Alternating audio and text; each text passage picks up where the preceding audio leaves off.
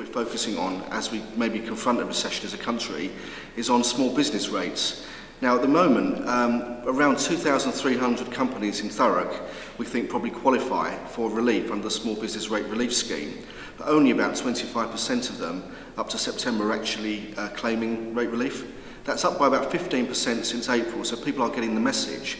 But for an organisation that has a rateable value of about £5,000 on their property, they would get up to 50% rate relief, and it's up to 15,000. There's an incremental sliding scale of relief that can be claimed. But for any business that has a rateable value of less than 15,000, they should be claiming this rate relief now. And it is about cash flow. This is real money. And we've estimated that over 3 years, an average company could be saving about £10,500 in rate relief. So they ought to be going for this. It really will help them in terms of managing their cash flow. So what is the mechanics if a company thinks they should be entitled to relief? What is the mechanics of the situation? Well, the way the system works at the moment, the local authority are actually charged by government to collect business rates on behalf of government. So a rate demand will go out to business locally. Within that actual demand, we've been putting information in there to explain to small companies how they can claim rate relief. And as I said, 25% of them now are starting to get the message and move forward. But all the information they need is in that. There's a form to be completed. All the information is in there. So we want more and more companies to claim what's their right.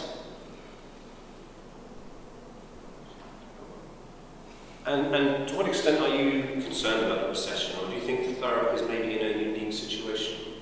I don't think I think all areas are exposed to recession.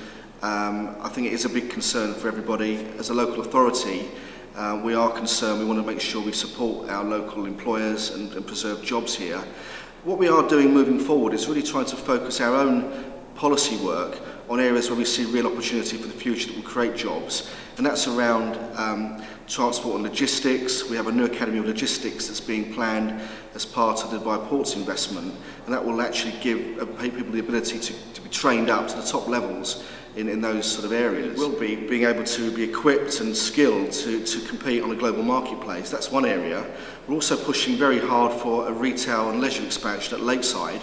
Lakeside's already a regional centre of excellence, but we have to keep moving forward and actually creating a real opportunity there to have some of the best retail offers in the world. These are not sort of retail offers that will go down the road to Southend or Brentwood or Basildon if they don't happen in Thurrock. These will go to Paris or Berlin or Brussels or somewhere else. So we've got to really work hard to get those opportunities created here, and that will create more jobs.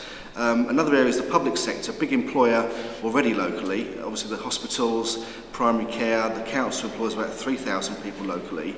And we now have approval, we're working towards approval for a new learning campus in Grays that will create more jobs there in education as well, linked also in Grays to a new community hospital. So the public sector will create new jobs as well. These are some of the big areas we're looking at. Construction's another one. Obviously that will be exposed to recessionary pressures, but clearly the government's committed to delivering the Olympics with the Thames Gateway Regeneration programme, and the government's committed to its house building programme, regardless of the recession.